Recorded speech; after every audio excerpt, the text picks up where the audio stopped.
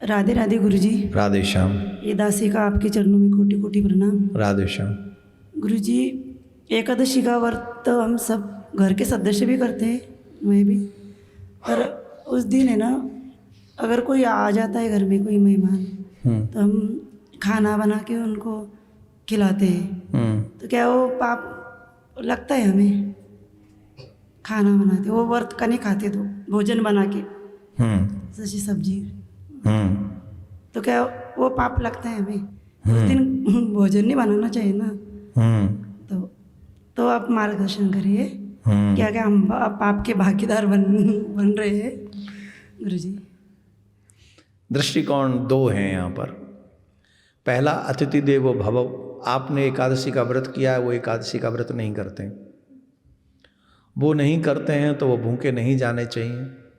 तो अब गृहस्थ में रह रहे हैं तो उनको खिलाना ही है, वो तो गृहस्थ धर्म हो गया। उससे तो अब पाप और पुण्य की संज्ञा इसमें नहीं आएगी, वो गृहस्थ धर्म निभा रहे हैं, वो नहीं रहते, हम क्या करें। लेकिन एक कथा आती है इसमें, हमने पहले बोली हुई है, आपने सुनी होगी। भगवान बूढ़े ब्राह्मण बनकर आए थे काशी के दिन, एक ब्राह्मण देवता के यहाँ एकादशी के दिन, और वो उनका नियम था कि वो तो किसी पशु को भी अन्न नहीं देते थे, किसी को, और अन्नदान वो करते ही नहीं थे एकादशी के दिन।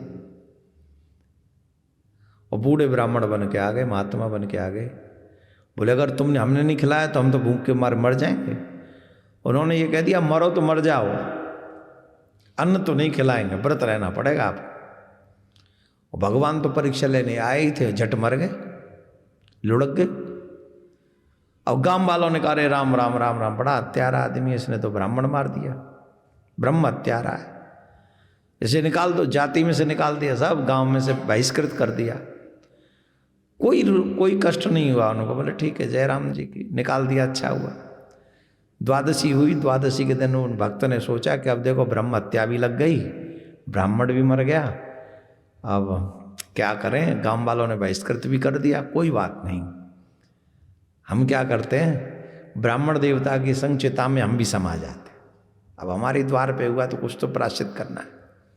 चिता बनाई गई, चिता में जो भगवान ब्राह्मण बनकर आए थे उनको रखा गया, और खुद उसमें जाने में प्रवेश करने लगे तो भगवान प्रकट हो गए। बोले धन्य है तुम्हारी एकादशी की निष्ठा को, गजब है, हम तो तुम्हारी परीक्षा लेने के लिए आए थे। तो इतनी निष्ठा तो मेरी नहीं है, आपकी क्या होगी, इतने निष्ठावान तो हम भी नहीं हैं। उस हाई लेवल की निष्ठा होना एकादशी में तो बहुत बड़ी बात है। वो तो जीवों को भी अन्नदान नहीं देते थे, किसी को नहीं, व्रत करो। तो आप गृहस्थ में रहते हैं, नारायण नारायण का अगर पहले तो एकादशी के दिन प्रयास करो कोई आए ही ना तुम्हारे घर में, उस दिन ताला लगा दिया करो बाहर से। कोई फोन पे भी पूछे तो अब झूठ बोलेंगे तो माँ पाप लगेगा व्रत में, ये भी समस्या है, झूठ भी नहीं बोल सकते। तो एकादशी में पहला प्रयास तो यही रहे कि अन्न न खिलाया जाए।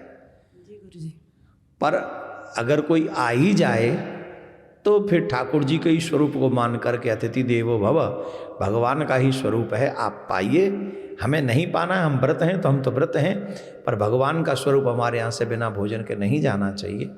तो ऐसे करके खिला दोगे तो कोई पाप तो नहीं लगना चाहिए हमारे साथ, ठीक है? राधे श्याम, राधे श्याम, राधे राधे।